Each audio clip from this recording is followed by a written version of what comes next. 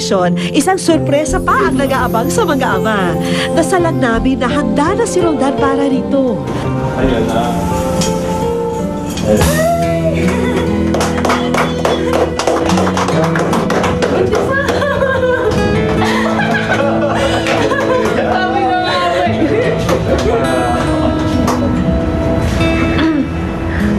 Huwag ka magalit pero kasi hindi ko naman na-expect pero sinisip ko na baka yun na yung swerte sa atin, magbigay sa atin ng blessing. Hindi, naintindihan ko. Okay yan, no?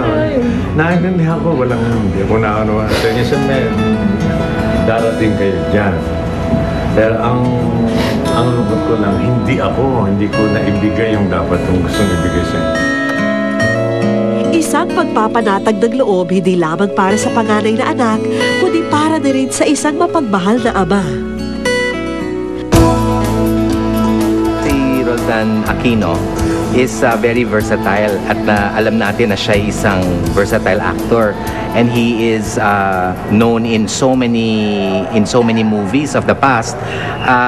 Parang kasabayan niya pwede sila Eddie Garcia, no? At konti na lang sila ngayon.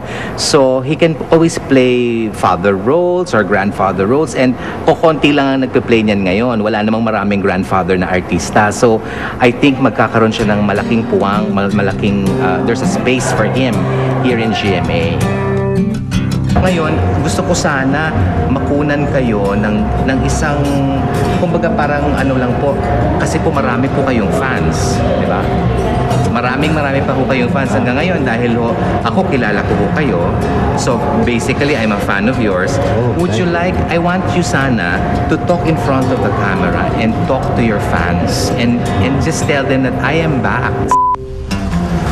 Ako po'y lubos na nasisiyahan sa araw na ito. Sa dahilan na